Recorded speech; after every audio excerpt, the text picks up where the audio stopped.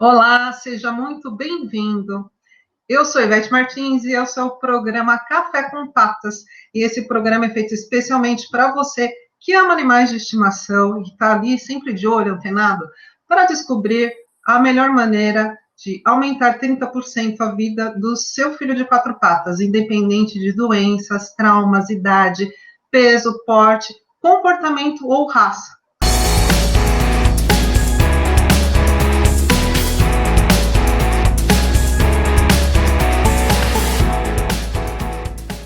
Toda semana eu trago alguém muito especial, que é um convidado, que é um especialista na área pet, na área de saúde. E hoje eu tenho o prazer de convidar o Dr. Matheus.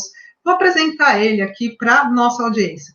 O Dr. Matheus Albuquerque Basílio dos Santos. Ele é formado na Universidade de Unimes em 2006. Ele é mestre em medicina veterinária e é especializado em endocrinologia veterinária. Doutor Matheus, seja muito bem-vindo. Obrigada por ter aceitado o convite. Olá, tudo bem? Primeiramente, queria agradecer a oportunidade, agradecer o convite e parabenizar também o programa. Então, estou aqui para poder ajudar aí no nosso bate-papo, esclarecer algumas dúvidas de todos. Ótimo, muito bom. Vou começar com uma pergunta, porque faz tempo que a gente se conhece. Você lembra como a gente se conheceu? Eu lembro, eu fui fazer um atendimento aí no Guarujá.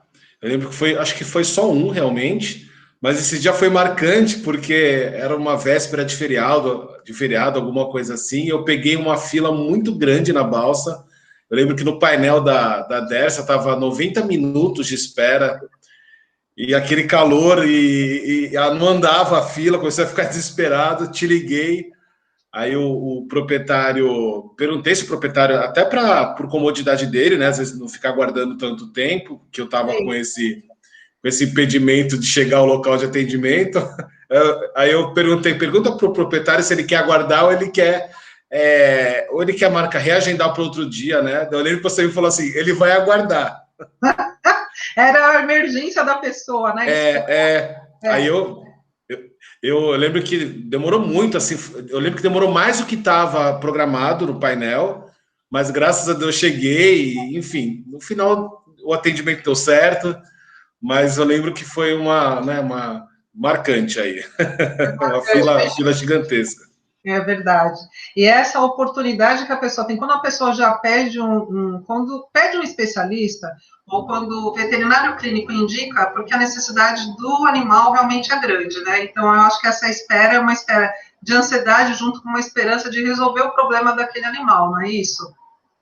Sim, porque o profissional especializado, né, o especialista em algumas áreas, então ele vai acrescentar, ele vai aprofundar um pouco mais no tratamento, até mesmo no diagnóstico, ele vai focar para aquela área específica. Então, um profissional que geralmente tem mais experiência naquele assunto, para poder ajudar também num todo, né? Hoje em dia, a medicina veterinária são vários médicos. Então, Sim. O especialista ou especializado, ele está ali para ajudar, mas quando chega algumas doenças que exigem um monitoramento muito constante, como a endocrinologia, então é fundamental que a gente tenha um profissional especializado para estar atendendo aquele paciente, para fazer o melhor possível para aquele animalzinho e viver bem, né? Ter qualidade de vida, tratar e ficar bem. Exatamente. Me diz uma coisa, quando que você descobriu que você queria ir para endocrinologia? Foi durante a faculdade ou você desde pequeno? Me conta um pouquinho como você foi para veterinária e depois para especialização. Tá. Para veterinária, desde criança, assim, eu lembro que eu falava que eu ia ser três coisas, uma das três coisas. Uma era veterinário, meu pai era médico, então gostava já de medicina, mas também amo muito os animais. Então, conciliei as duas coisas, né? Meu pai, acompanhando alguns plantões com meu pai, que era médico, e também o amor pelos animais. Então, já sempre tive o desejo também de ser veterinário. Então, o veterinário foi a primeira opção, né? Mas eu tinha outras também, não era a veterinária a única, não. A segunda era ser jogador de futebol. É o sonho de quase todo menino, né?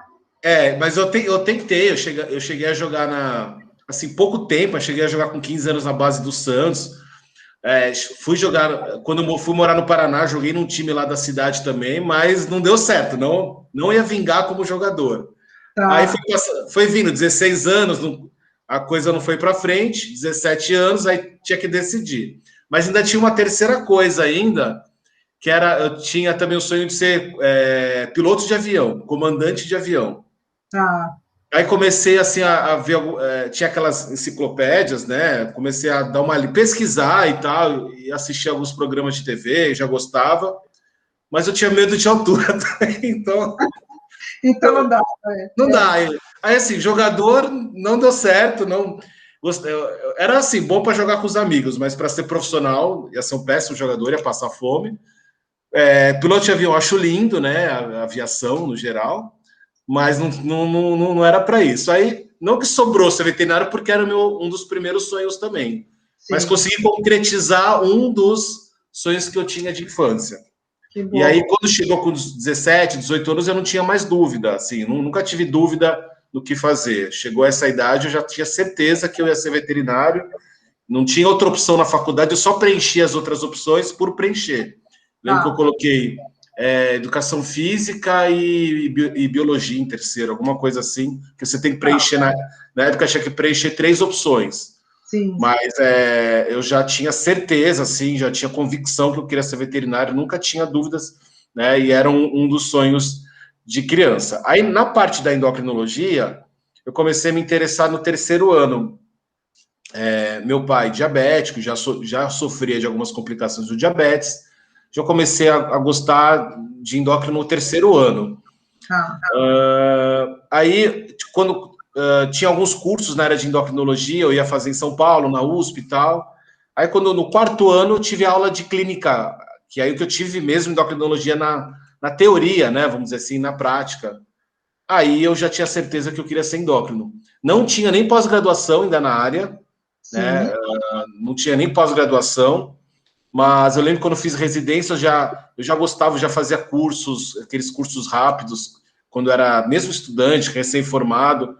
Então, os veterinários da onde que eu trabalhava já me mandavam os diabéticos, já sabia que eu gostava. Então, na residência que eu fiz na Unimes, os outros colegas de residência, quando era diabético, eu já atendia, né? Não atendia como especializado, mas por gostar e estudar um pouco mais do que os demais no assunto, eu já comecei a atender um pouco mais de pacientes com doenças hormonais.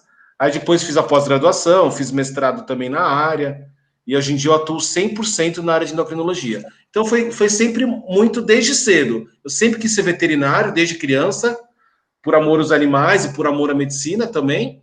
E também, desde o terceiro ano, não tinha nem a pós-graduação, nem existia ainda, eu já tinha o sonho de ser endocrinologista. Então, assim, nunca tive dúvida, sempre, graças a Deus, tive bastante convicção do que eu ia fazer, e graças a Deus estou aqui trabalhando só com isso. Que bom, né? E os pets agradecem você não ter sido nem piloto, nem jogador, né? Exatamente. Porque é tão necessário. Eu acredito que a sua demanda de animais com problemas na sua área, na endocrinologia, seja grande. Fala para mim, qual é a maior demanda que você tem? Você falou de diabetes. Cachorro tem diabetes, né? A gente sabe. Inclusive, a paciente que você veio atender aqui era diabetes. Eu lembro bem. Mas tem público que vai assistir a gente que não sabe. Quais são a maior incidência que você tem hoje de tratamento que você faz? Tá. Na minha rotina, o que eu atendo mais são basicamente, eu diria, cerca de 70% das minhas consultas são divididas entre pacientes com diabetes e pacientes com hiperadrenocorticismo, ou síndrome de Cushing, que é uma doença onde o organismo produz mais corticoide do que deveria produzir, então ele fica com excesso no organismo. E excesso de corticoide vai trazer uma série de problemas para a saúde do pet. Então, assim, 70%, 80% das minhas consultas ou são pacientes diabéticos ou pacientes com hiperadreno. E, às vezes, eles têm as duas doenças também. Então, esse é a maior fatia da minha rotina. Tá. E existe cachorro com colesterol e triglicérides alterado também? Isso, existe. Existe gato e cães com aumento de triglicérides e aumento de colesterol, são gorduras do sangue, tá? Sim. E são alterações muito perigosas, que, por exemplo, o excesso de triglicerídeos no sangue do pet, do animal, pode causar pancreatite, pode causar até convulsão, pode causar AVC. Então, assim, são alterações silenciosas, que às vezes só é descoberta ao paciente numa internação, numa crise. Por isso a importância do check-up. É importante fazer colesterol, triglicérides no check-up, para você já tem uma alteração, primeiro tratar, tá? E depois tentar identificar a causa, que aumento de colesterol e triglicérides pode ser tanto dieta errada, eu digo assim, alimentação errada, isso pode ser tanto com comida ou quanto com ração. Não digo nem alimentação errada, mas uma alimentação que não é própria para o seu animal. Como para a gente, cada um tem necessidades diferentes, os nossos pets também. Uma ração boa para um não é boa para outra. Uma comida caseira é boa para um, não é bom para outro, e vice-versa, entendeu? Então, o excesso de colesterol e triglicérides, ele pode ser de origem nutricional, pode ser de origem genética, como a gente tem também genética para ter aumento de colesterol, por exemplo, tem algumas raças, por exemplo, como o Schnauzer, né, eles têm alteração de triglicérides, de colesterol, mais triglicérides, de causa genética. O organismo dele não consegue, ele tem uma alteração genética que ele fica acumulando gorduras no sangue, entendeu? Sim. Então pode ser genética, pode ser nutricional, e pode ser secundária a problemas hormonais, como diabetes, hiperadreno, problema de tireoide. Então, assim, por isso que é importante do check-up, dosar colesterol e triglicérides no check-up, porque se tiver, primeiro tratar, porque é super perigoso, e segundo, aprofundar um pouquinho mais para entender por que aquele animal está com excesso de gordura no sangue. O sangue fica muito viscoso, e essa hiperviscosidade, por causa da gordura, gera problemas, pode gerar complicações para o animalzinho. Doutor Matheus, me diz uma coisa, você falou de diabetes, de alimentos de gordura no sangue, e assim, me leva a pensar que, por ser uma doença silenciosa, muitas vezes o proprietário não sabe. Existe aí uma rotina dos médicos veterinários quando eles pegam um animal, por exemplo, que vai para uma vacina. O animal vai ser vacinado ou vai num banho tosa, mas tem uma alteração ali, às vezes um problema de pele, ou engorda um pouquinho, ou emagrece. Eles pensam na endocrinologia? Existe esse link entre a medicina veterinária e a endocrinologia para a gente já pensar nisso? Ou teria que ser uma coisa de tanto em tanto tempo fazer esse check-up completo com esses exames? Tá, ótima pergunta. Eu diria assim, eu acho que aquela consulta com o clínico, o que eu acho que é importante? Primeiro, a gente sabe que a castração tem suas vantagens, tá? Mas também tem os seus pontos que a gente vai ter que ficar muito atento. Eu vou chegar lá na relação do peso, em relação ao peso. Por exemplo, a castração ela tem muitas vantagens, né? Prevenção de câncer de mama nas fêmeas, enfim, diversas vantagens. Porém, a castração é um fator de risco para a obesidade, tá? Não a gente não pode colocar a castração como muleta, se apoiar, engordou porque castrou. Não. Sim. A castração é um fator de risco. Se o paciente é castrado, você tem que trabalhar nos outros pontos para ele continuar dentro do peso ideal. Então, assim, o que é importante que a gente tem que fazer como rotina, eu diria, não pesar o animal só uma vez por ano, porque às vezes castra, aí vai no veterinário fazer depois de um ano a vacina, aí pesa, vai ver e já ganhou muito peso. Então, acho que o básico do básico é pesar o nosso animalzinho, pelo menos assim, uma vez por mês, anotar num caderninho, né? Pelo menos pesar uma vez por mês, para você acompanhar se ele está ganhando peso, se ele está mantendo. Isso é o básico, tá? Avaliar se ele está dentro do peso. Existe uma tabelinha que chama Score de Condição Corporal, que a gente avalia se o animal está com cintura, a gente palpa as costelas, palpa o abdômen para saber se está dentro do peso, né? Então, uma dica fácil, assim, é olhando o animalzinho de cima para baixo, se ele está quadradinho ou se ele está em formato de pera, já indica que ele está acima do peso, ele tem que ter cintura, ele tem que fazer uma cinturinha, assim, né? Então, assim, é importante pesar e avaliar se está dentro do peso. Por quê? Se já estiver acima do peso, já já tentar trabalhar em cima disso. Tem rações para obesidade, tem rações light que são para manter o peso.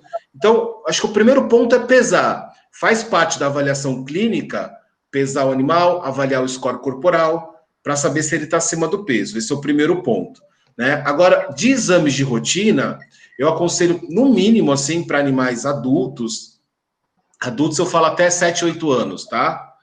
De 1 a 8 anos, fazer pelo menos uma vez por ano colesterol e triglicérides, fazer exame de sangue, né, hemograma, até um ultrassom mesmo, pelo menos uma vez por ano. E quando fica idoso, na média acima de 8 anos, fazer a cada 6 meses. Então, hoje em dia, eu vejo na minha rotina, cada vez mais chegam pacientes com menos sintomas clínicos, ou seja, o clínico faz um check-up ou vai fazer uma avaliação pré-operatória, como uma limpeza de tártaro, por exemplo, e já identifica um colesterol alto, ele já me manda o paciente não ter nem sintoma. Então, isso me permite eu atuar antes do paciente ter a complicação, antes dele ter mais sintomas da doença, enfim, antes da situação complicar. Então, isso vem aumentando cada vez mais. Os check-ups são cada vez mais realizados e o clínico está fazendo cada vez mais exames e muitas vezes ele me manda paciente sem sintoma nenhum. Vou te dar outro exemplo também. Às vezes ele vai fazer um ultrassom e o paciente tem um probleminha na adrenal, que é essa glândula que produz corticoide. O animalzinho não tem sintoma nenhum, mas ele já fala para o proprietário, olha, procura o endócrino, ele vai investigar. Às vezes está no começo, a gente já começa a fazer um tratamento antes, porque isso aumenta o sucesso no tratamento. Então, acho que hoje em dia eu percebo cada vez mais isso acontecendo. Então, minha recomendação é sempre essa. Pelo menos uma vez por ano fazer um check-upzinho, um exame de sangue, né, se possível um ultrassom, e animal idoso acima de 8 anos a cada 6 meses, aí incluindo colesterol, triglicérides, avaliação do peso, avaliação clínica e o que mais o clínico achar necessário. Sim, inclusive os exames de imagem hoje, eles estão tão precisos. Sim. Antigamente, para a gente enxergar uma glândula adrenal, era muito difícil com os aparelhos antigos, né? Sim. Os aparelhos de ultrassonografia, eles são muito potentes, então dão essa possibilidade, porque confirma para mim se eu estou certa, que é uma glândula muito pequenininha, que às vezes passava imperceptível nas imagens anteriores, dos ultrassons mais antigos aí. Exatamente, né? A glândula adrenal, ela fica ao lado do rim, né? E é uma glândula bem estreita, bem pequenininha. A glândula direita é mais difícil de visualizar ainda. Então, com a melhora dos aparelhos, né, dos profissionais também de imagem, com a evolução tanto dos aparelhos quanto dos profissionais, a gente tem exames hoje em dia excelentes e cada vez melhores. Então, muitas vezes o paciente chega para mim com uma alteração que o paciente não tem nem sintoma, né? Vou te dar o exemplo do hiperadreno de novo, hiperadrenocorticismo. Antigamente, eu já trabalho com endócrino, vai fazer agora 8 anos, eu atendia pacientes mais no estágio mais avançado da doença. Então, com aquele abdômen mais distendido, a pele fina, bebendo muita água, urinando muito, com uma atrofia importante, né? Então, chegava para mim a doença em estágio mais avançado. Então, era mais difícil de trabalhar. Tinha tratamento, mas quanto mais precoce, melhor. Hoje em dia, a gente atende pacientes com, às vezes, sem sintoma nenhum, já com uma alteraçãozinha na imagem no ultrassom. Então, por isso a importância do check-up, né? A gente sabe que o diagnóstico não é muito fácil do hiperadreno, a gente, às vezes, tem que ficar fazendo vários testes, mas a gente consegue, muitas vezes, corrigir já algumas complicações que a doença está manifestando, por exemplo, um triglicérides alto, então eu consigo mudar para uma alimentação com redução de gordura, então eu já consigo fazer algum manejo, já consigo trabalhar para já tentar fechar o diagnóstico e já conseguir monitorar aquele paciente e tratar também. Então, ajuda muito o ultrassom, como hoje em dia a gente está vendo, né? Tá. Falando do hiperadreno ainda, para as mães que estão assistindo, né? Eu chamo de mães aí dos filhos de 4 mas doutor, né? Sim. De forma geral. O que ele tem que observar? Tem uma faixa etária que isso tem uma incidência maior, ou isso já alterou muito? Você falou da raça do Schnauzer, mas existe uma faixa etária de animais que podem ter uma propensão a serem hiperadreno? Tá, o hiperadreno, né, o hiperadrenocorticismo, ou alguns conhecem como síndrome de Cushing, síndrome de Cushing, é uma doença que acomete mais animais idosos. Então, assim, a gente tem que ficar mais atento para essa doença em animais acima de 7, 8 anos de idade, 10, 12 anos, 14 anos. Pode acontecer de ter mais jovem? Pode, mas é mais frequente em animais idosos, tá? E aí, quais sintomas que a gente tem que o tutor pode observar no animalzinho dele, né? Beber muita água, urinar muito, ficar com o abdômen inchado, aquele abdômen distendido, né? Ele pode ficar ofegante, ficar mais ofegante, pode aumentar o apetite. Então, esses são sinais, são sintomas que o paciente pode estar diante do hiperadrenocorticismo, tá? Que é uma doença muito comum, a gente vê muito na minha rotina. Provavelmente algumas pessoas que estão assistindo já conhecem, ou têm, ou já ouviram dizer da doença, algum conhecido tem um animalzinho com essa doença, porque ela é cada vez mais frequente na medicina veterinária. Sim, sim. Então a gente presta atenção mais nos idosos, mas sem tirar o olho atento também dos animais na fase adulta, como você falou, recomendando aí o exame pelo menos uma vez ao ano. Isso, e o hiperadrenocorticismo é uma doença que é mais comum nos cães. Em gatos ela acontece, mas é bem mais difícil. Então, para a gente prestar atenção do hiperadrenocorticismo, são nomes, né? São nomes mas é bom a gente falar várias vezes para gravar. Então, o hiperadrenocorticismo é uma doença mais comum nos cães. Aí Sim. Eu vou falar a doença mais comum nos gatos, para a gente falar também dos gatinhos também. Então, no gato, é outro hiper que é mais comum, mas é o hipertireoidismo. Ou seja, não é um probleminha mais da adrenal, é um probleminha da tireoide. E aí é uma doença muito comum em gato. Essa doença ainda é pouco, ela é muito comum, mas às vezes ela pode passar batido, porque ela é silenciosa, ela é progressiva. Então, fica aqui a minha recomendação para a gente observar o quê?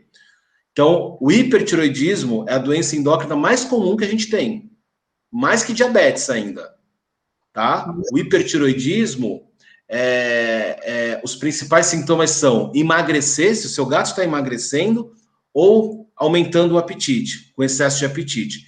Tem outros sinais também que podem acontecer, como, por exemplo, o que é o hipertiroidismo? Né? É um excesso de T4 no organismo.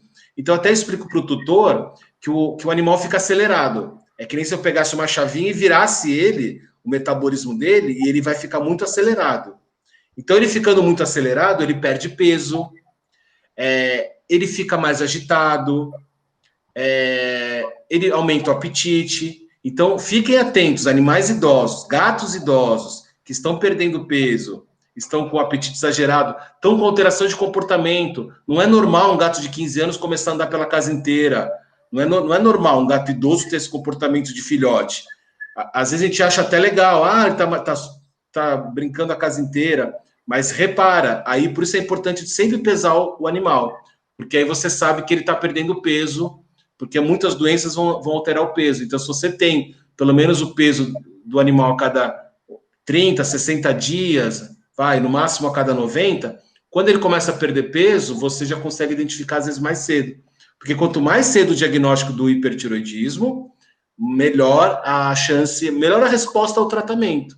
Então, é uma doença muito comum. É um distúrbio da tireoide, tá? Que faz geralmente o gato emagrecer e ter muito apetite.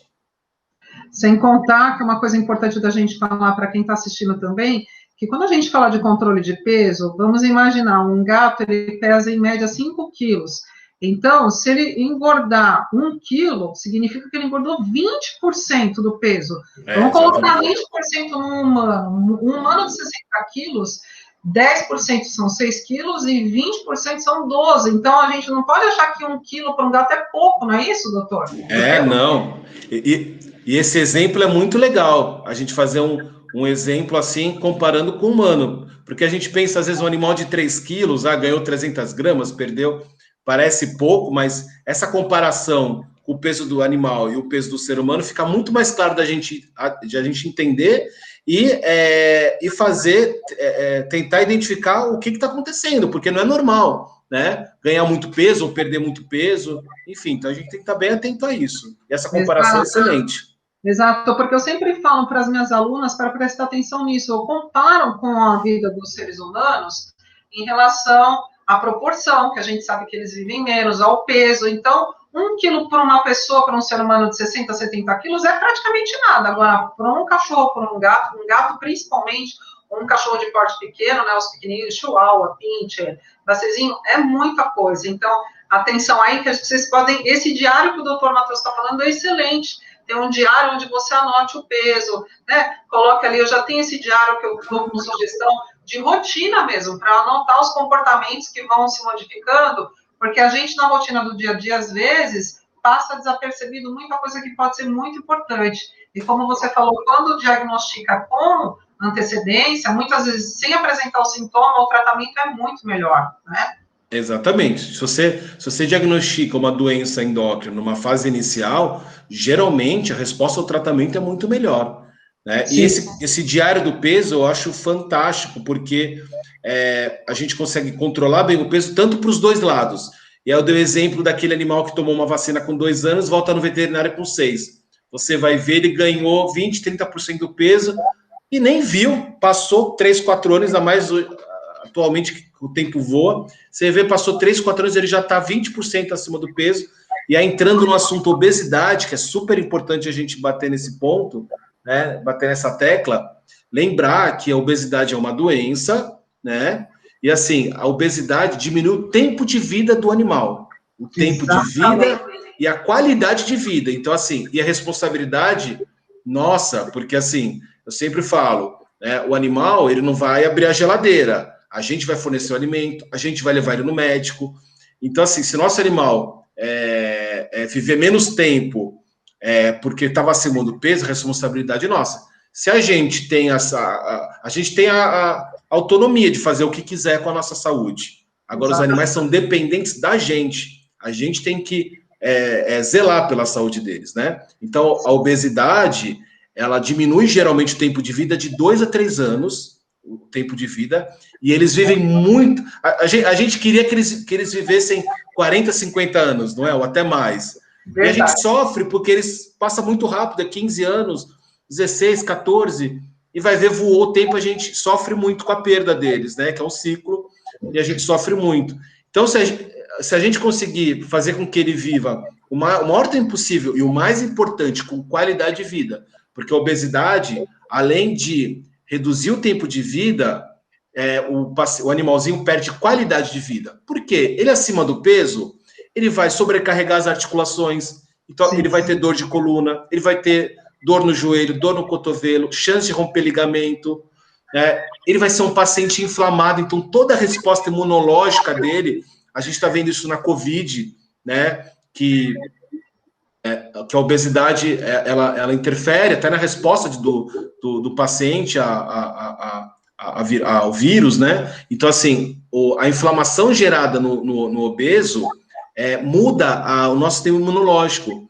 Muda o sistema imunológico, prejudica o sistema imunológico. Então, assim, a resposta frente às situações que acontecem são prejudicadas. Então, a gente tem uma sobrecarga articular, a gente tem a nossa imunidade prejudicada, a gente tem, nos gatos, risco de ficar diabético, nos gatos, no cão não tem nada provado, nos gatos sim, então a obesidade pode gerar o diabetes no gato, problemas de pele, e risco, tem alguns tumores, né, que estão comprovados que a obesidade aumenta a chance de ter alguns tipos de tumores. Certo. Então, por isso que é importante a gente ter o diário, porque assim, começou a ganhar peso, a gente vai ter que atuar, ou mudar a alimentação caseira com a nutricionista, ou mudar o tipo de ração para aquele animal. Então, se ele já está querendo uma tendência para ganhar peso, uma light é uma boa opção. Se ele está acima do peso, uma ração de obesidade. Então, tenta fazer uma atividade física. O gato, aumentar o enriquecimento ambiental. O gato, se a gente deixar... O gato, ele não é sempre falo, você tem que oferecer enriquecimento ambiental para ele. Ele não é um cachorro pequeno, ele é um felino. Ele tem as suas necessidades de subir nas coisas, precisa brincar, precisa ter o seu espaço, né? Precisa estimular a brincadeira com ele também, né? Precisa colocar uma coisa para ele se divertir. Aquelas prateleiras são muito legais, enfim, coisas que ele consiga subir, gastar energia, porque se ele ficar no sofá o dia inteiro e com ração disponível o tempo inteiro, assim, come e enche de novo o frasquinho, né, a cumbuca, aí a gente vai ter um paciente obeso, sedentário, que vem diabetes. E outro ponto muito importante que a gente tem que fazer, o ideal é pesar o alimento tanto do nosso cachorro quanto do nosso gato. Então, assim, eu pergunto, quanto que come por dia? Não sei. Então, o ideal é aquelas balancinhas de cozinha, saber, meu gato come 60 gramas, meu cachorro come 150 gramas. Até porque, até para a gente conseguir ajustar melhor. E quando eles estão acima do peso, e até mesmo dentro do peso, geralmente o veterinário prescreve, olha, tem que comer tantas gramas, ou o endocrinologista vai prescrever em gramas a quantidade. Não vai ser assim, meio copo, um copo, vai ser em gramas. Então, isso é interessante a gente criar esse hábito de pesar o alimento também. Isso é muito, muito importante. Doutor Matheus, você falou de obesidade, é uma coisa muito frequente também aqui no pet. A gente vê que às vezes o dono acha bonito, né? Tem dono que tá chupando sorvete e dá assim na minha frente para o cachorro lamber, ou então fala assim, cheguei em casa e dei um pedaço de pão, que a gente sabe que é farinha branca, que a nossa comida não pode ser dada. Eu sou adepta da comida natural, mas a comida que é feita para o animal, né? A comida tem que ser feita e elaborada exatamente para o cachorro ou para o gato, não é o resto da nossa comida.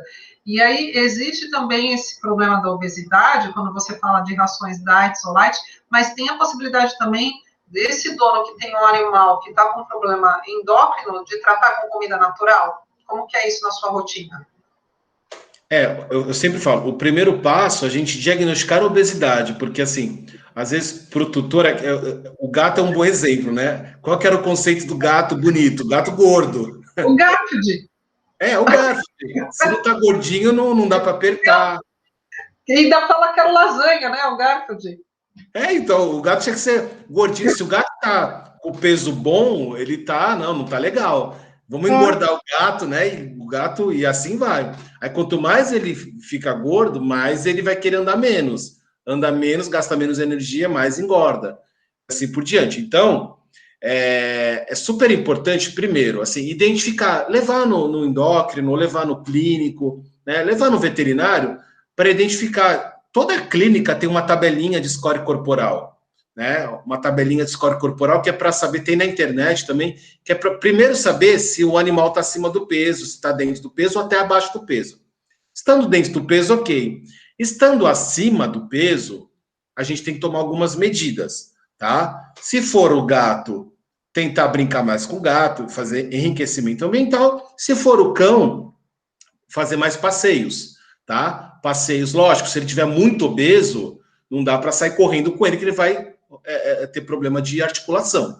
Aí só natação, água de baixo impacto. Se tiver com obesidade 20% acima, andar e andando e assim por diante. Então, a atividade física faz parte do tratamento também, mas é super importante mudar a questão da alimentação dele. Então, eu sempre falo que tem duas opções, tá? E as duas opções funcionam super bem. Uma, após a identificação do diagnóstico, a gente começar o tratamento nutricional também, que pode ser desde uma ração existem rações para perda de peso, tá? Que são rações que geralmente têm mais fibra, menos gordura, menos carboidrato, né? E aí vai ter aquela composição para o animal não diminuir o volume do que ele come, mas com uma composição para ele perder peso, tá? E também a gente tem as dietas caseiras, que desde que bem balanceadas, também funcionam super bem. Então, eu sempre falo, você é a favor, né, da ração da comida, eu sou a favor do alimento balanceado, né? E cada animal, às vezes, vai ter uma indicação. Tem alguns animais que têm que ir para a comida caseira, porque eles têm várias comorbidades, que a ração, às vezes, só trata uma comorbidade, uma doença, vamos dizer assim. Então, a dieta caseira, você consegue fazer uma alimentação individual. Aquele animal tem problema urinário, de endócrino, e de pele, você consegue fazer uma dieta individual. Então, as duas opções, ao meu entender, são válidas, desde que seja uma dieta, não pode dar o que a gente acha que tem que dar, né? Se for um profissional prescrever uma dieta ou uma ração que foi prescrita por um veterinário, tá obeso, vai comer essa ração que é para obesidade. Ele vai comer até atingir o peso ideal. Depois que atingir o peso ideal, a gente vai fazer uma light, vai fazer uma ração ou uma alimentação para manutenção. Então, diferente, a gente tem alimentação para diferentes fases, para o obeso, para o que está com o peso ideal, para o que tem tendência a emagrecer. Então, o importante é isso, assim, a gente ter esse objetivo, deixar o nosso animalzinho no peso ideal, não deixar isso de lado, porque isso vai refletir qualidade de vida e tempo de vida para o nosso animal. A gente não pode deixar de identificar. Se está na dúvida, pergunta para o veterinário, olha, quando for fazer a vacina, quando for fazer as avaliações, o meu gatinho está dentro do peso? O meu cachorro está dentro do peso? Ele vai te orientar também da melhor maneira possível. Excelente. Excelente você falar da longevidade, porque é o sonho de todas as pessoas que eu atendo e de todas as pessoas que eu converso, que eu tenho amizade. Todo mundo quer mais tempo. Então, Sim. A gente tem que ter essa responsabilidade, esse olho atento e saber que é uma integração, é um conjunto, né? Que você não pode olhar só para a saúde física, tem a emocional, que é a que eu trato, enfim, mas é um conjunto. Então, quando a gente fala de um animal, de um passeio, que é a parte de entretenimento, porque você falou uma coisa interessante, os gatos, eles não saem para passear. É muito difícil você ver um dono colocar uma coleira num gato e levar ele para passear. Então, se você quer ter um felino em casa, você tem que ter um enriquecimento ambiental, como você falou, para ele gastar energia dentro de casa, os arranhadores, né? Um cachorro, a rua faz super bem para ele por vários motivos, além desses, a perda de peso. Eu quero voltar num assunto com você, que é rotina grande para você, e que aqui a gente já viu muito, que é a síndrome de Cushing. O que causa a síndrome de Cushing, doutor Matheus? O uso de algumas medicações específicas tem uma propensão. Eu queria que você falasse um pouquinho a respeito disso, por favor. A síndrome de Cushing, né, como também ou a gente pode falar de hiperadrenocorticismo, é a mesma coisa, né, síndrome de Cushing, hiperadreno, basicamente tem duas causas, tá? Basicamente, peraí que o meu gatão veio aqui de novo. Opa, ele é muito ciumento. Desculpa, gente. Mas ele é lindo. Ô, alemão. E aí, alemão? Vamos participar. Ele tá dentro do peso, viu? Ele gosta de ficar um pouquinho aqui. Bom, gente, vamos lá. Deixa o alemão participar, que ele é bem-vindo. Então, assim, existem dois tipos de síndrome de Cushing, tá? Perdão, existem duas causas. Vamos colocar assim. Existem duas causas, basicamente, de síndrome de Cushing. Não vou especificar muito, vou falar de uma forma para ficar mais fácil. Tá. Qual que é a primeira causa? O que é a síndrome de Cushing? É um excesso de corticoide no organismo, tá? Então, síndrome de Cushing é um excesso de corticoide no organismo. O excesso de corticoide, ele pode aparecer de duas maneiras. Quando a gente está usando remédios à base de corticoide para tratamento de outras doenças. Por exemplo, aquele animal alérgico, aquele animal que trava a coluna e tem que usar corticoide, aquele animal com uma doença hematológica. Então, assim, ele está com excesso no organismo porque eu estou usando o remédio para tratar outra coisa. Mas é de ouvido, é remédio de ouvido, é pomada. Se for a longo prazo, vai começar a sobrecarregar sim o organismo. Eu não estou falando que não pode usar remédio para tratar. Pode e deve, remédio para otite, tem que usar, ninguém vai ficar com dor de ouvido. Mas eu falo que se a gente usar aquele remédio de maneira indiscriminada por muito tempo, ele vai começar a ter efeitos colaterais importantes e vai começar a ser perigoso para o organismo. Então tem que dosar o uso do corticoide, tem que usar quando realmente não tem jeito, situações pontuais, entendeu? Então o excesso do corticoide, o Cushing, pode acontecer quando a gente usa remédio para tratar alguma coisa, e quanto mais usa, mais excesso no organismo, isso é uma causa. Então, para simplificar o exemplo, tem aquele animal alérgico que a cada 15 dias tem que tomar uma injeção de cortisona, ou a cada semana tem que usar uma pomada nas patinhas porque está se lambendo, né? Enfim, esse é um exemplo, o excesso de corticoide, porque eu estou usando remédios para tratamento de outras coisas. E quanto maior o tempo de uso, mais efeitos colaterais, mais complicações. e um dos tipos do hiperadreno é esse. Qual que é o outro tipo? É quando o nosso organismo produz corticoide em excesso. Entendeu? E aí é causado por, ou é uma neoplasia, geralmente são tumores, né? Ou na hipófise, ou na própria glândula adrenal. Então, o Cushing pode ser por excesso de remédios, é uma causa totalmente diferente, ou pode ser porque o nosso corpo produz um pouquinho de corticoide, ele é super importante. Mas quando o nosso corpo fica com uma disfunção e passa a produzir mais do que precisa, a gente também vai ter um excesso. Só que qual que é a diferença do tratamento? Se eu estou usando remédio corticoide o tempo inteiro, qual que é o tratamento? É ir parando aos pouquinhos e tentar tirar, quando possível. Se for, lógico, tem situações de vida ou morte que às vezes tem que tomar, mas entendeu? Se eu estou com excesso do corpo porque está tomando muito remédio, como que é o tratamento? Tirar o corticoide aos pouquinhos, tentar trocar por outro medicamento que não seja tão agressivo quanto o corticoide. E o corticoide normaliza no nosso corpo. Qual que é outra causa? Quando o nosso corpo produz em excesso, aí não. A gente tem que dar remédio para o organismo produzir um pouco menos. Então, são coisas... A consequência é a mesma, o excesso de corticoide no organismo. Mas a causa é completamente diferente. Ou é porque usou muito corticoide, ou porque o nosso corpo tem um problema. Geralmente são tumores que fazem... Tumores nessas glândulas que produzem o hormônio. E aí a gente tem um excesso. Aí a gente trata com remédios para o organismo produzir a dose ideal de corticoide. Sabe por que eu te perguntei isso, doutor? É muito importante essa sua explicação, e eu vou fazer aqui um alerta agora para a nossa audiência, para as pessoas que estão assistindo, para as minhas alunas aí que eu já chamo de mamães lobas, que elas são muito atentas a isso, porque existe um uso indiscriminado de corticoide. Então, assim, eu tenho clientes que vêm no balcão e falam assim, me dá aquele X remédio que o doutor passou há 3 meses atrás, quando o meu cachorro estava com alergia, deu certo, ele estava com coceira, ele estava com alergia na pele, e aí eu vou dar. E existe uso indiscriminado, e aí não faz o desmame, isso que o doutor falou, que a gente chama de desmame, que é ir diminuindo, não parar de uma vez, e aí a incidência de animais que frequentam aqui com Cushing é enorme, né, exatamente, porque a gente vê muitas vezes o uso indiscriminado, como ele falou. Quando é o organismo produzindo, como ele explicou, é uma coisa, mas existe muita automedicação. Às vezes, deu certo para o meu cachorro, vou repetir, né? Muitas vezes.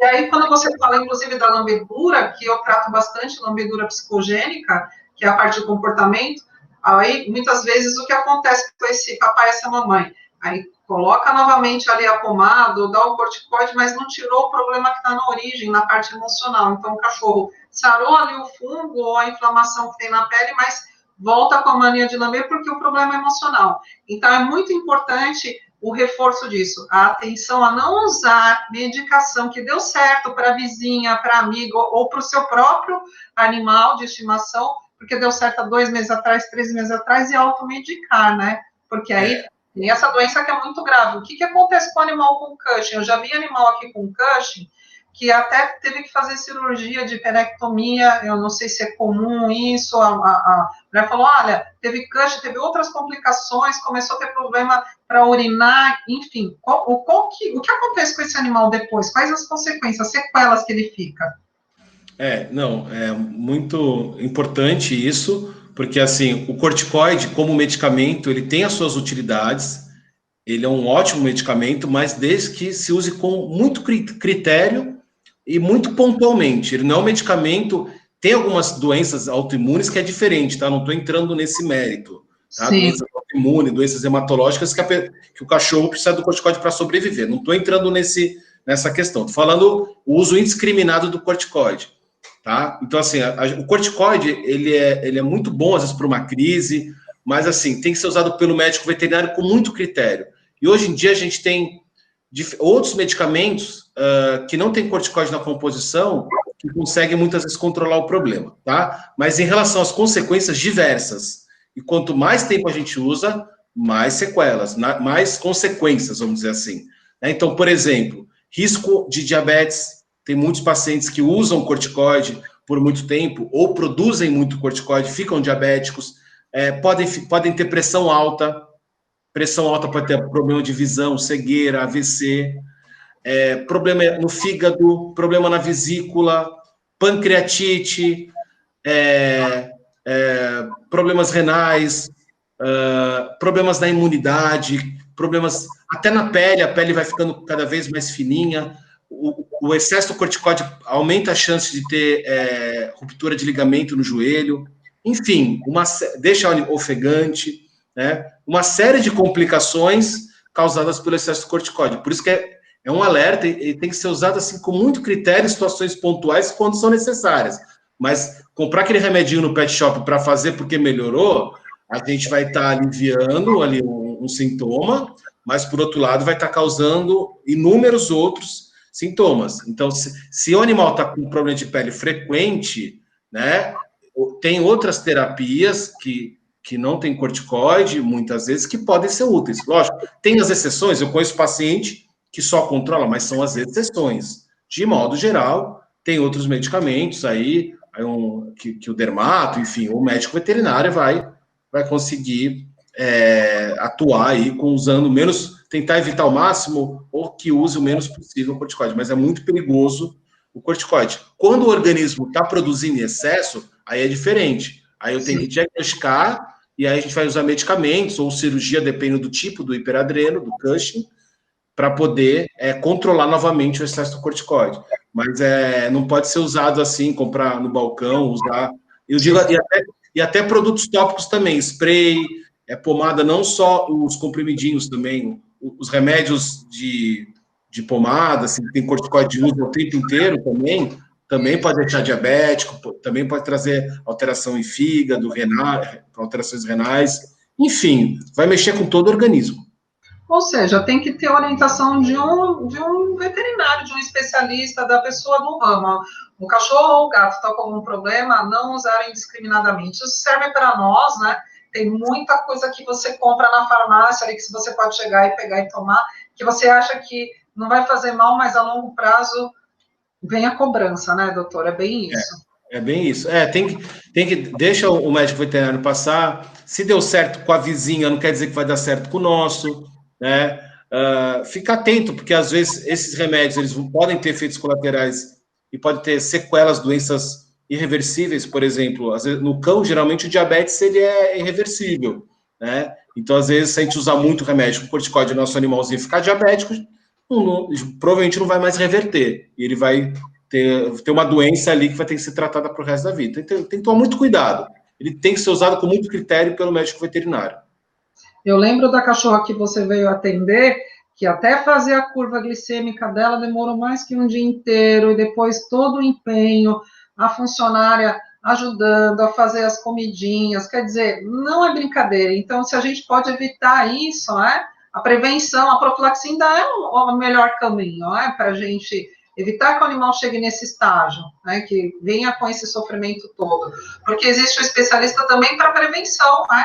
Quando você procura um especialista, antecipadamente, você não vê seu animal muitas vezes ali agonizando e sofrendo com alguma doença, porque alguns sofrem muito, tem uma perda de peso também significativa, no caso da diabetes que a gente vê, né, um emagrecimento muito grande, e alguns animais ficando cegos, quer dizer, perdendo a qualidade de vida, o humor, ficam deprimidos por conta disso, é muito triste, né, para a família inteira, para o animal que está sentindo e não consegue verbalizar como nós também, é bem triste a gente acompanhar isso. Tem situações que o diabetes acontece que o tutor, às vezes é uma causa imunomediada, por exemplo, que às vezes não tem, ou até mesmo genética, que às vezes era para o animal desenvolver. Enfim, tem algumas raças que tem mais predisposição. Tem vezes que a gente não, vamos supor assim, a gente não poderia ter evitado, vamos dizer assim. Mas muitas vezes a gente pode ter evitado. Então, no gato, os gatos obesos têm muita tendência a ficar diabéticos, os gatos obesos. Então é importante a gente fazer esse controle do peso, enriquecimento ambiental e controle da ração que a gente dá para ele. O gato ele tem que pecar a ração, tem que deixar a ração disponível, mas tem que ser um limite diário. Então, por exemplo, 60 gramas, você vai colocar aquelas 60 gramas durante o dia. Então, como que a gente pode prevenir o diabetes, resumindo, vamos dizer assim, né? Os gatos mantendo o peso adequado, fazendo enriquecimento ambiental, e nos cães, não usando remédio, ou não medicando o nosso animal por conta própria com remédios abaixo de corticoide.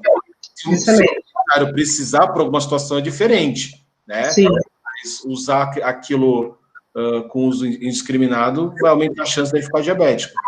E gato também. Gato, quando toma corticoide também, ele pode ficar também diabético, porque o gato tem muita bronquite. E aqueles sprayzinhos com corticoide também, eu já vi o gato também pode ficar diabético. Lógico, tem situações que tem que usar, a mesma coisa. É aquilo. Tentar, assim, usar quando o veterinário ele vê que não tem jeito, mas uma coisa pontual, né? Dentro da endocrinologia, existe algum caso de alguma doença que você não consiga cuidar do seu animal em casa, que vai precisar deixar, por exemplo, numa internação, num hospital ou uma clínica especializada? Sim. Por exemplo, tem uma complicação dentro do diabetes que chama cetoacidose diabética. Então, o paciente ele acumula muitas cetonas no sangue, essas cetonas são tóxicas, e aí ele precisa de internação. Não dá para tratar em ambiente domiciliar, tem que ser ambiente hospitalar. Isso é uma situação, cetoacidose diabética, que é uma complicação do diabetes. Existe uma outra doença chamada hipoadrenocorticismo, ou síndrome de Addison, que é o oposto do Cushing. O Cushing não é muito corticoide? Sim. O Addison é pouco corticoide. Quando baixa o corticoide, é uma doença aguda. O paciente ele fica muito ruinzinho, ele fica muito debilitado. E aí ele também precisa estar na internação, porque cai a pressão, cai a glicemia, ele para de comer, então é uma doença super perigosa, ele tem também estar no ambiente hospitalar. Então, assim, basicamente, de doença hormonal, acho que é mais a cetoacidose, né, que precisa de internação, e o hipoadreno. E tem uma outra condição que eu sempre falo quase todo dia isso. Diabetes, quando o animal está sendo tratado, Cushing, são doenças que melhoram o apetite. Ó, quem está aqui atrás. Tá vendo que ele está muito ciúmes. Mas vamos lá. O Cushing, ó, ele está dentro do peso, viu? Ó, pode me cobrar. Ele está dentro do peso. Sim, tá bonito o alemão. Olha lá, ele está mostrando que o pai dele cuida direito. Assim engana, assim, ó, mas ele. É porque assim engana, mas ele está dentro do peso. Pode acreditar.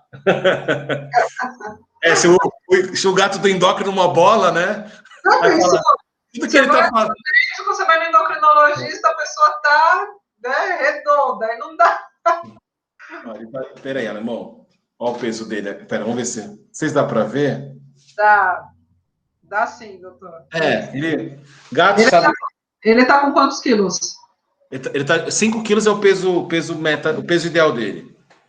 Tá. Bom, o que eu tava falando, até perdi. Esse gato, é que eu tô. Você estava falando de alguns casos que precisa de internação. Eu lembrei. Então, assim, o que eu falo muito na minha rotina? Então, tem esses casos que é a cetoacidose e o hipoadreno, mas tem uma situação que eu falo todo dia, ou quase todo dia. Diabetes e hiperadreno, Cushing, né? Hiperadrenocorticismo é a mesma coisa que Cushing, são doenças que dão apetite, que aumentam o apetite. Quando eu digo assim, o paciente já é tratado, né? Quando tem um paciente com diabetes que está tomando insulina, ou um cachorro com hiperadreno e para de comer, alguma coisa aconteceu. Porque se essas doenças dão fome e ele parou de comer, alguma coisa complicou. Então, tem que levar no mesmo dia para o veterinário, para o hospital, para o clínico geral. Porque alguma coisa aconteceu. Ou ele está com alguma dor, ou fez uma pancreatite. Então, alguma coisa aconteceu que fugiu dessas doenças que ele já tem. Entendeu? Então, assim, eu sempre falo isso. Quando para de comer, parou de comer, não está comendo nada, leva no mesmo dia para o veterinário, porque não é um sinal bom quando para de comer. Ainda mais em pacientes que têm doenças que abrem o apetite. Porque é sintoma. O paciente diabético, ele é um paciente que come mais, que tem mais fome. O paciente com Cushing, aquele que produz mais corticoide, ele também ele é faminto, geralmente é um cachorro que come muito. Então, se chegou um dia ele está recusando a comida, está mais apático, não espera, leva no mesmo dia para o veterinário. Porque, assim, na clínica eu falo que é que nem PS, né? A gente, quando tá mal, tá com dor de cabeça, tá vomitando, a gente vai no hospital tomar uma injeção, tomar um soro. Não dá para ficar dando nada em casa. A gente só perde tempo com isso, né? Então, assim, não tá legal, leva para o veterinário para ele já, quanto mais cedo ele já medicar para cortar o vômito, fazer um exame rápido de check-up, de triagem, já é mais fácil de tentar resolver a questão, entendeu? Então, eu sempre falo, não dá para ficar esperando, né? Isso é muito interessante você falar, doutor Matheus, porque eu falo sempre sempre para as minhas alunas e para o público que me acompanha. Um dia na vida de um cachorro é equivalente a 7 dias humanos. Ou seja, um dia vomitando, passando mal, sem comer, como se você tivesse 7 dias sem comer, entendeu, mamãe? Você 7 dias sem comer é um absurdo de tempo. Então, a gente não pode ter a proporção de peso e nem de tempo de passando mal, né? Sem contar, assim, eu vi uma coisa muito interessante de uma outra médica veterinária. Ela falou assim: se o seu filho humano passar mal, você corre para o hospital com ele. Por que você não faz se o seu cachorro ou seu gato passar mal, não é mesmo? A gente tem que, assim, vai melhorar, tá vomitando, deixa. Não, é muito sofrimento e às vezes pode ir tarde demais também, né?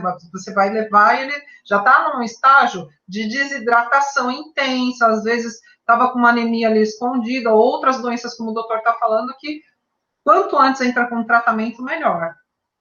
E outro ponto também importante, assim, tem vezes que o paciente precisa, quando o paciente precisa ser internado, ele tem que ser internado. Não dá pra gente, mas ele vai sofrer na internação, porque assim, é que nem quando um médico pede para algum familiar nosso ser internado, a gente não discute, né?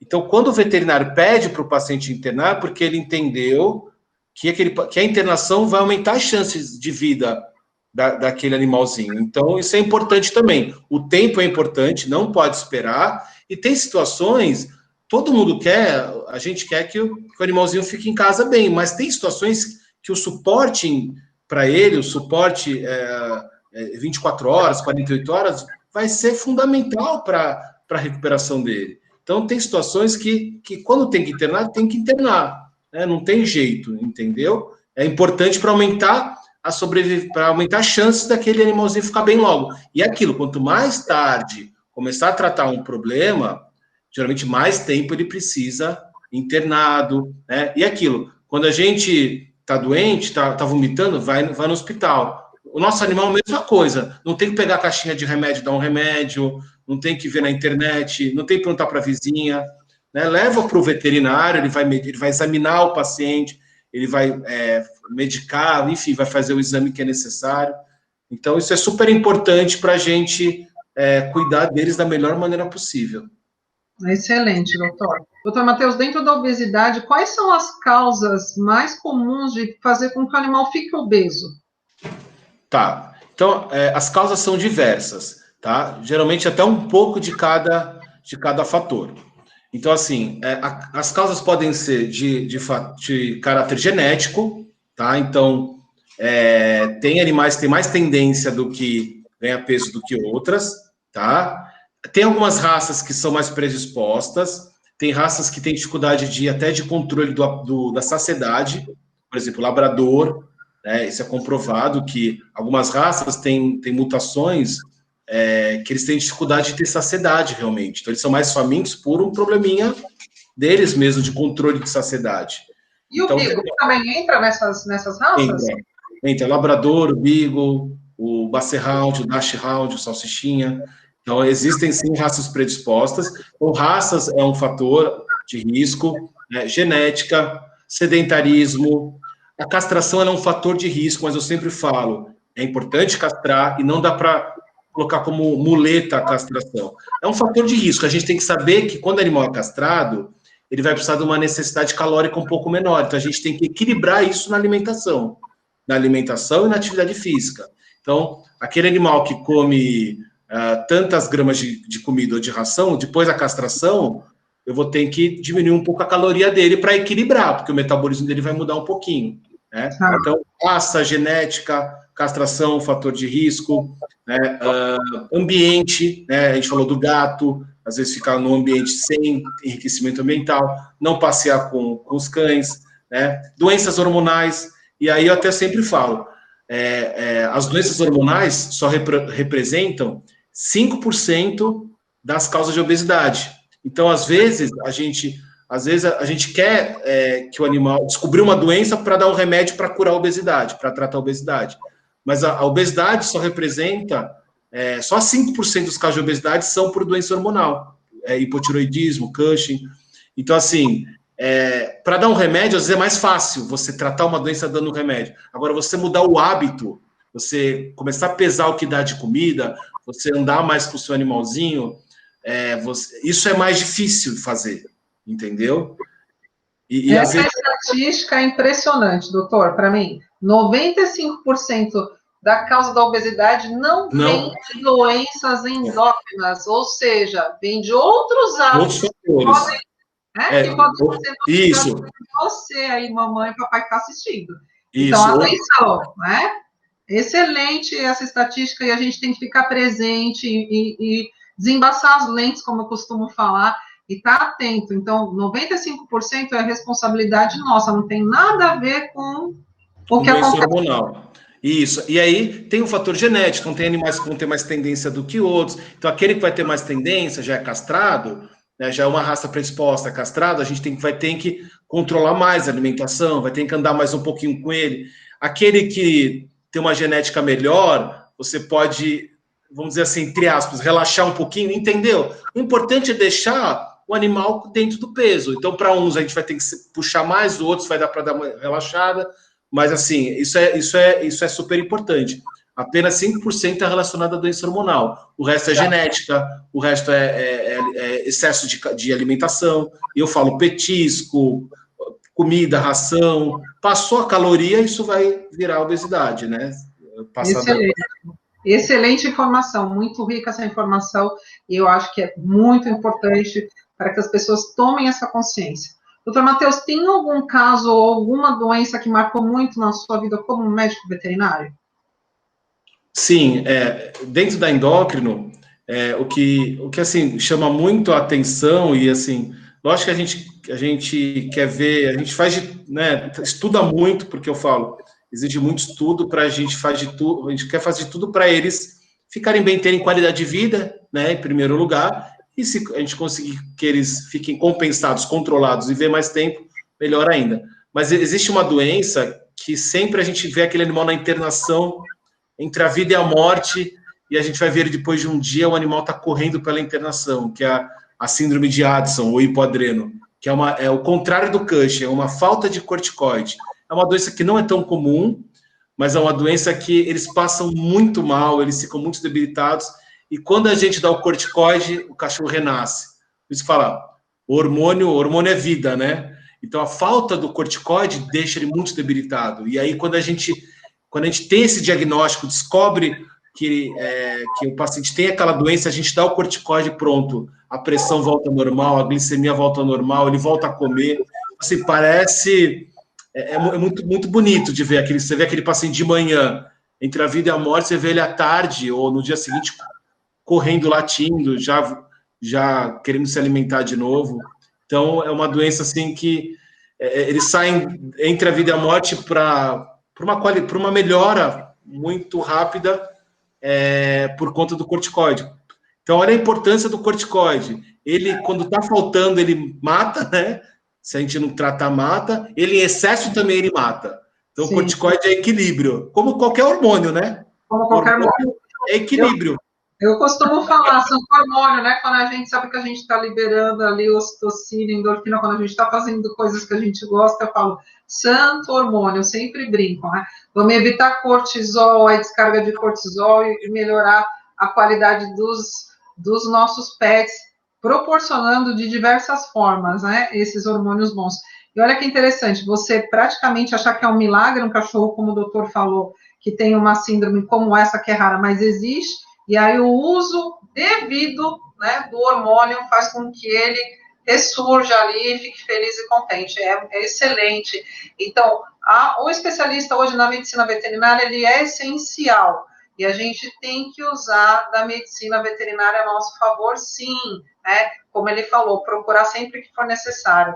E as indicações cada vez maiores hoje, graças a Deus, a gente tem as especialidades andando de mão dadas ali, junto com a medicina, com o meu trabalho que é comportamental, sempre estou de mão dadas com a medicina veterinária, porque a gente realmente consegue, trabalhando em conjunto, dar mais tempo de vida, longevidade para os nossos pets.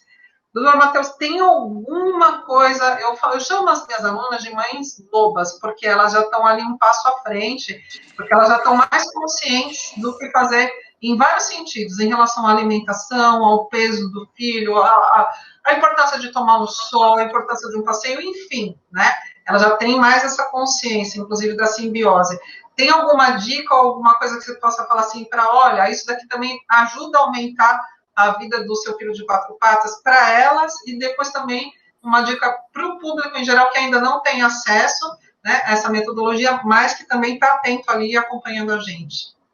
Eu acho que assim, se eu fosse resumir, né, o que eu falei hoje, assim, tentar falar bem rápido, é assim, mantenha o seu animal no peso ideal, tá? Se você não sabe se ele está no peso ideal, pergunte para o veterinário, né, para ele poder, primeiro, diagnosticar e aí corrigir, né, investigar um pouquinho mais.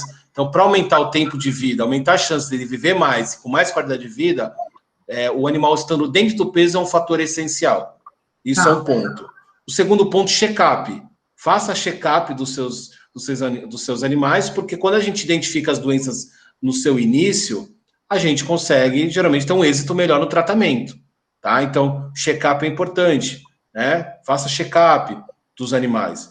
E o terceiro, fique atento aos sintomas. Então, começou a ganhar muito peso, começou a perder muito peso, começou a beber muita água, começou a urinar muito, pode ser um sintoma de doença hormonal ou de qualquer outra doença. Então, qualquer sintoma que chame sua atenção, leve rápido ao veterinário para ele tentar identificar, diagnosticar e tratar para o seu animal viver bem e o mais tempo de vida possível. Então, acho que basicamente é isso, é manter dentro do peso, fazer check-up e ficar atento aos sintomas para qualquer probleminha já correr no veterinário.